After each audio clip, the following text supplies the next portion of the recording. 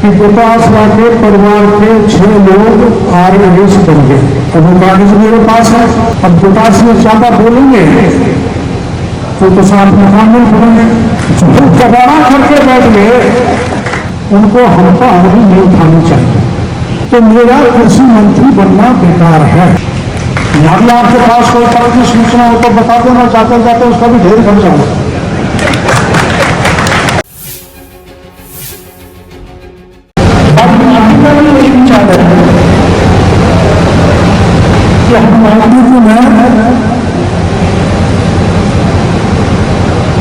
जवान की, किसान की, देश की सेवा करने के लिए आए।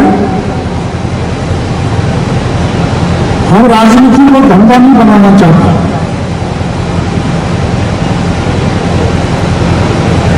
जो बनाए उनका पता नहीं कहां कहां चले गए। और मैं जब अभियान चलाया वो कि किसानों को लुटना नहीं चाहिए, किसान ठगा नहीं जाना चाहिए, किसान कमजोर नहीं होना चाहिए, किसान की जमीन खराब नहीं होनी चाहिए, किसान आर्थिक दृष्टि से मजबूत हो। तो आपने गहलोत साहब का बयान पढ़ा होगा। गहलोत साहब कहते हैं कि मंत्री को भी कोई छापे मारने की जरूरत पड़ जाती है क्या? उनकी तो आदत नहीं थी, क्योंकि वहां तो क्या सिस्टम था। अरे भाई, मेरे को या कोई भी MLA को आप चुन के भेजते हैं, इधर भी ज्यादातर किसान MLA चुन के जाते हैं, तो हमारी जिम्मेदारी बनती है कि किसान ने हमको वोट दिया, वोट ही नहीं, चुनाव में नोट भी दिया, पूरा ताकत लगा के हमको जिताया, और मैं मंत्री बन गया और वो भी कृषि मंत्री बन गया। तो किसानों पे कोई आफत आए, परेशानी आए, और अगर मैं किसान की मदद नहीं करूं तो मेरा कृषि मंत्री बनना बेकार है। ऐसे मैं मान के चलता, और ये हमारा संस्कार है, पार्टी का विचार है। तो दर्द हो रहा है गहलोत साहब को। आपने गोपासरा जी का भी बयान पढ़ा होगा। उनके बाकी टोलियां आए थे गंगानगर में और खेला कर गए। पिछली राजनीति में मैंने बहुत लोगों की खेला का खेल खेला है। थानेदार की परीक्षा ली, JEL की ली, मास्टर की ली, 18 में से 17 पेपर लीक हो गए और अखबारों में छपा था। मैं बोलना नहीं चाहता, मजबूरी में बोलना पड़ रहा है कि गोपासरा के परिवार के 6 लोग RAS बन गए। अब वो कागज मेरे पास है। अब गोपास में ज्यादा बोलेंगे तो साथ में कानून पड़ेंगे। जो कबाड़ा करके बैठ गए उनको हमको आंगली नहीं उठानी चाहिए। इस ढंग से लूटा पिछले 5 साल में कांग्रेस ने इस राजस्थान को, उसके बारे में मैं नहीं बोलना चाहता क्योंकि राजनीतिक सभा नहीं है। ये सभी किसान यहां पर मौजूद हैं। और कांग्रेस के युवा नेता बोलते हैं कि डॉक्टर किरोड़ीलाल कुछ को एक्सपोज करना चाहते हैं। तो भाई आपको क्यों दर्द हो रहा है? पेट में क्या जांच पड़ गई, निकालनी पड़ेगी। मैं डॉक्टर सोच नहीं कर सकता हूं। मैं एक्सपोज उनको कर रहा हूं, चाहे वो अधिकारी हो, चाहे व्यापारी हो, चाहे माफिया हो, जो किसानों को लूट रहा है उसको एक्सपोज करने की जिम्मेदारी डॉक्टर किरोड़ीलाल।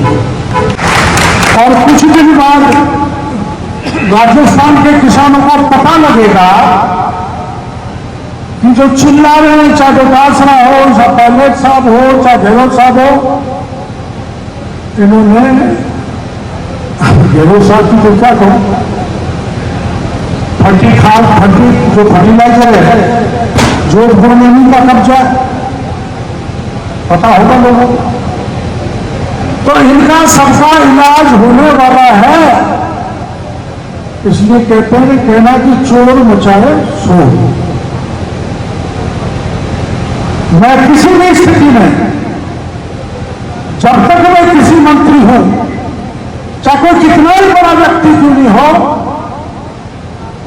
और किसान को लूटेगा, किसान को ठगेगा, किसान को बर्बाद करेगा, उसके खेत को बंजर करेगा, तो कितना ही बड़ा व्यक्ति क्यों नहीं हो, उसको मैं छोड़ने वाला नहीं हूं। बात को वादा करना। और कोई व्यापारी घबराए हैं, ये व्यापारी उसे कहना चाहता हूं, हमारे उधर कहावत है, आपके यहां भी होगी, कि एक मछली पूरे तालाब को गंदा कर देती।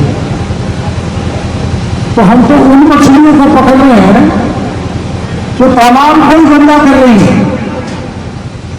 आम व्यापारी से हमारा कोई लेना देना नहीं है। हम आम व्यापारी की समस्या के साथ हैं। सरकार से कोई समस्या रखेंगे तो उनका समाधान कराएंगे, लेकिन धान का कटोरा, जिस गंगानगर हनुमानगढ़ को कहा जाता है, जो पूरे राजस्थान का पेट भर सकता है, उस धान के कटोरे को खाली करने की जो भी कोई कोशिश करेगा उसको छोड़ा नहीं जाएगा, बख्शा नहीं जाएगा। इसलिए मैं गंगानगर में गया था, तो मैं तकनीकी रूप से ज्यादा समझता नहीं। मैंने किशनगढ़ में खाद पकड़ा, खाद की मशीन चल रही थी, तो उनसे ग्रीन निकल रहा था, गोल गोल जैसा डीएपी का होता है, तो निकल रहा था। तो मैंने वहां मार्बल के ढेर देखे, मिट्टी के ढेर, और सीमेंट डाल के उसमें कुछ तादाद में सीमेंट डाल के, ताकि वो ग्रेन्यूल फूटे नहीं। मेरे इलाके में मैं जैसे मंत्री बना मानसा, तो मैं गया गाँव तो खेत वाले ने कहा, साहब यहाँ तो डीएपी का दाना ऐसा आया जो 10 दिन से पिघल नहीं रहा। अब आपके यहाँ आया कि नहीं आया, लेकिन मेरे यहाँ आया। तो उसी दिन से चिंता में डूब गया कि अगर ये मैं इसकी रिसर्च नहीं कर सका, ऐसा जो खाद जो मेरा मिलावटी लगा, तो फिर मैं किसानों को जवाब क्या दूं। तभी से इस उदेड़ में लग गया, तो मैंने सबसे पहले सूचना मिली पक्की। मैं पक्की सूचना के आधार पर छापा मारता हूं, कच्ची पर नहीं मारता। यहां भी आपके पास कोई पक्की सूचना हो तो बता देना, जाते जाते उसका भी ढेर कर जाऊंगा। लेकिन जेडी साहब और हमारे बाकी के अधिकारी यहां बैठे, उनको कहना चाहूंगा, हमारे किसान संघ के अध्यक्ष बोल रहे थे, मैं भी इसी मान्यता का हूं कि छोटे दुकानदारों को क्या पकड़ना। उनके पास तो वो मल्टीनेशनल कंपनी जो बड़े बड़े लोग जो नकली खाद बनाने वो खाद आ रहा है, उसको तो वही बेचना पड़ेगा। लेकिन उन डीलर्स को सावधान रहना पड़ेगा कि मेरे पास नकली खाद, नकली बीज, नकली पेस्टिसाइड नहीं है।